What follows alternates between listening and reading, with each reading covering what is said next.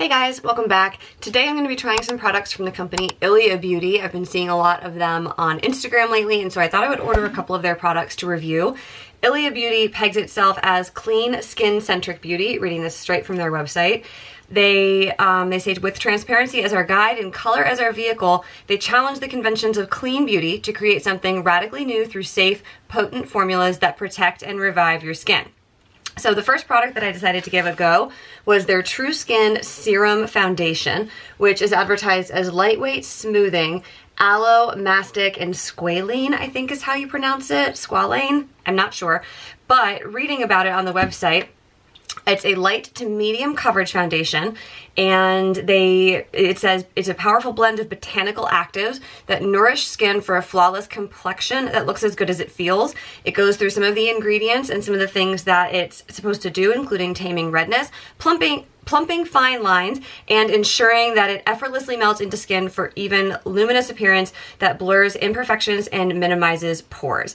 So we're seeing a lot more from clean beauty lately that is incorporating skincare into a cosmetic product. So I've not used this before. We're gonna give this a go. I did check their website because after my application of the Gucci foundation in my previous video, where I used the wrong application technique and needed to kind of correct halfway through the video, I wanted to see how they recommended applying this.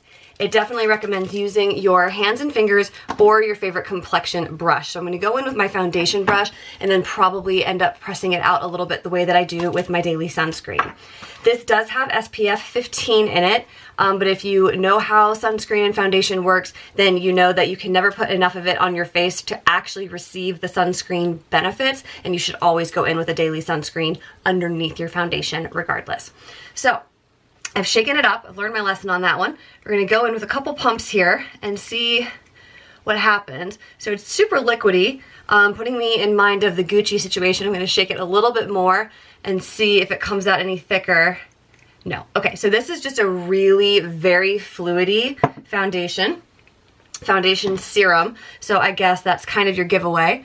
And I'm just going to go in on one side, I think, with the brush and see where that gets us. And then go in with my fingers on the other side. Remember that we're light to medium coverage here. This doesn't claim to be a full coverage foundation, and so my guess is going to be that it's also not super on the buildable side, especially since it's skincare and serum based. I don't know how much buildability we're going to get. Okay, so even going in on the brush side, I am finding that pressing it into the skin with my fingers the way that I do with my base products, my By Terry Cellular Rose and my Paula's Choice Tinted Sunscreen, that is working a lot better. So I still have a bunch of this on my hand. I'm just going to go in this side with my fingers and kind of see, it seems like it's going to go on better like a serum. So good to know. It's fragrance free. I'm not getting any kind of scent from it. I know there are some foundations usually in the luxury market that have like a signature fragrance. This one, being clean beauty, not surprisingly, is fragrance free. All right, so I'm patting it a little bit extra on the areas of my face where I have the largest pores. I find that rubbing in those areas just does me no good whatsoever. So tapping it around the pores and the areas where I have the most redness. But you can see I'm getting actually really nice coverage from this. Being as liquidy as it was and being more of a serum, beautiful coverage. It was about 2 pumps of foundation that you saw me put there on the back of my hand. And I know I always get asked, and I always forget to tell you guys, I am in shade SF 1.5. So that is the shade that I'm using, and the color match is actually really good. I was a little bit worried when I was on the website. I don't have any sunless tanner on right now, so this is like my natural skin tone. So it's kind of drying down to a nice soft to the touch finish. I'm going to let that continue to dry down, put on a little bit of concealer with my eyebrows, and then I'm going to show you the other product that I got from them. Okay, eyebrows on, concealer on, the foundation's still setting up to just like a really pretty finish. I'm actually really excited about this. So the next product that I purchased was The Necessary Eyeshadow Palette, talc free with vitamin E, and I think I got the cool nude. So again, from their website here, They say that it is just talc-free, cleanly formulated powder eyeshadow, buttery texture, smooth application with high pigment. So this you might recognize as looking largely familiar to my all-time favorite here, Dior Backstage palette. This is the eyeshadow palette that I talked about. I used nothing but this palette for a solid year and loved it, and you can see they're really, really similar. So I always like to do that when I have something that is like a be-all end-all favorite, beauty to beat. I try to see if there's something comparable that can outperform or perform as well as my favorite. Particularly with the movement towards clean beauty. I don't know how clean Dior makeup products are. I should probably look into that a little bit further, but this one being advertised as talc-free and being formulated with clean ingredients, I thought that I would like to give that a go. I'm trying to be more conscientious about that and move my makeup purchases into more clean products where available. So I'm just gonna go in with kind of a standard look. I'm gonna start with the lightest color. It also states minimal fallout, so we'll see what we get. I know that a lot of time really pigmented eyeshadows just have tons of fallout, so I'm going to start just by washing the eyelid with this lightest shade, sort of shaping out the eyelid there. And then I'm going to go in, I think, why don't we stick with these three, stay in the neutral zone today. So I'm going to go a little bit darker here. Ooh, that's very, very pigmented. So start light. I'm probably gonna need to take a smaller brush in here. Right off the bat, I'm super impressed with how blendable these actually are. You know that I have a pet peeve about shadows where if you put them on, you touch it to your eyelid, and then you can't blend it out from that spot. These are not doing that at all. These are really performing well. Alright, so there's my shape. That's really all the darker I want to take that for today. And this sort of shimmery shade up here in the corner, I'm going to just take a little bit and see what this does with my fingertip onto the eyelid there. Pretty good, pretty good. What we can also do is try taking in just a flat brush with that and see how it works with that brush as well. About the same, I would say, a little bit buildable. And then just because I personally feel like I really want to like lift it, make it a little bit brighter, I'm going to go in with this color Inglot, which I think is called Enjoy Life. And I'm just going to like give it a little bit of gold to take it up out of that super cool neutral zone.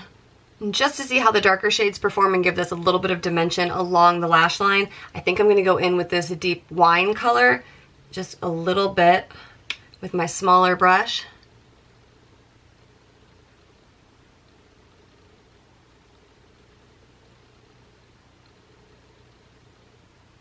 Beautiful. For liner today, I'm going to be using the Best Pencil by Jones Road Beauty. They actually just dropped this as being available for individual sale, not as part of a kit, which is the only way this was available up until now. This is just in the shade Black. So I'm going to go in with a little bit of liner and mascara, get the other eye to match, and then we will kind of move on with this. Okay, eye makeup is in place, looking awesome. Really, really impressed with this eyeshadow, kind of excited. So then I was looking at the rest of my face makeup, and something is telling me that this foundation might not love a powder. So I'm gonna go in with my NARS liquid blush as a blush, obviously, and then my Jones Road Beauty Miracle Balm as just kind of like a bronzer highlighter thing to kind of lift the dimension of the look. So you've seen me use this guy before. I go in with a super, super tiny dot, stipple brush, and we're just gonna take a little bit at a time to give a little bit of a wash of color right on the apples of the cheeks. This will also kind of help us see how well the foundation plays with other makeup, because it's rare that we're going to go in with a foundation and absolutely nothing else. So it's all we're going to need with the blush, already looking a lot more warmed up. The Miracle Balm, you have seen me use this guy as well. If not, I will put the video that I first introduced it to you guys on the channel here on the screen, so you can go and check that out. But we've broken the seal, so we're into like the good, delicious product in the center. And then I kind of just went in with maybe a little bit much there, hoping to get it to show up on the camera, but that's okay. You'll see how this blends out beautifully even on my pale skin. This is in the shade Bronze. I know that a lot of customers for Jones Road Beauty really thought, the fair-skinned customers really thought that they were going to need the Dusty Rose shade to make it work on their skin. And they were sold out of Dusty Rose. I think it's called Dusty Rose for the longest time. But I decided to give Bronze a try because I was watching what Bobbi Brown was saying on her page and on the Jones Road Beauty page, and I was really glad that I took a chance because it worked out beautifully. And as you can see, it's blended out so nicely despite how bronze it looks in the pot. So I'm also going to go ahead and take a little bit of this on my lips, just kind of give it a nice neutral bronzy appearance. And you know, this wasn't actually supposed to be a wear test video for the Ilia foundation. This was kind of just a look with the Ilia products mixed with some other things, but why not? Let's do it. It is, let's see here, 11:52 in the morning, almost afternoon here. There we go, focusing in. So I will wear this. I'm not going to put on any powder, I don't think. I'm just going to let it live with the liquid and balm products on the face. Let's see how well it plays with other products and how a serum super fluidy foundation lasts throughout the day. Okay guys, so aside from the fact that all of the curl has fallen out of my hair, we are 3 hours into our Ilia Beauty sort of impromptu wear test. I really, really like it. I feel like my skin just looks really pretty. I know that I've got the balm going on here to give me a little bit of a glow there, but even elsewhere where, like, you know, you want to make sure the coverage is good and lasting, I just feel like I look really pretty. There are some foundations with the way that they set into my skin and sort of, you know, like my fine lines and those mobile parts of my face. I feel like after I've been wearing it for a couple of hours, maybe it doesn't look quite so nice. I feel like my skin still looks really nice. And the eyeshadow too, actually, having gone in just to kind of test these, no primer, no nothing, I feel like it's holding up really, really well. So all of that is great. Since I didn't put on any powder, I think an oil blot test is going to be kind of interesting at the 3 hour mark. Now, whenever I wear my Jones Road, I do not oil blot my cheeks because it's a balm, so that kind of defeats the purpose. But I'll go in and hit my T-zone here, which you can definitely see I'm a little shiny. And I could definitely feel that coming off of my forehead and my chin. But all in all, not terrible for being somebody who has oily skin. Went on this little trip here for 3 hours with no powder. And especially for like a hydrating foundation, a serum-based foundation. And it took the shine off really well. So that's awesome. 3 hours in, I assure you that by the next check-in, my hair will be on top of my head. But yeah, Ilia Beauty. So far, so good. All right, what is up, guys? We are at 5:15. So about 5.5 hours. I feel like just in the last half hour or so, it's really started to go downhill performance-wise. I'm sure you can see I'm definitely looking really oily. And in the mirror, less so in the camera, I'm really able to start seeing my pores on my chin and my cheeks in particular. The eyeshadow, I must say, is holding up pretty nicely. Like, I don't think that this looks bad at all. If I was like halfway through a work day, I'd be really pleased with this level of eyeshadow look. But yeah, we're definitely starting to lose a little bit of coverage on all of my oily spots. At this point, I definitely think that I could oil blot it, maybe even touch it up since I didn't put any powder on. Typically, if you're gonna set your makeup with powder, it's really difficult to then go back and add liquid on top of it later. Arguably, the oil in your skin might be eating through the powder, so when you're oil blotting, the powder is coming off, and then you would be able to reapply and re-powder, just adding more and more layers as we go. But at this point, since this was kind of an impromptu little wear test anyway, I just wanted to show you a very real Saturday what this makeup is looking like. I still really like it. I have nothing against it, and like I said, I didn't set it with powder, so maybe if I had and I'd skipped the balm on the cheeks, it would have performed a little bit differently, but my skin has felt really hydrated throughout the day, and I'm still really excited about this brand. I love these eyeshadows. This palette also comes in a warm nudes.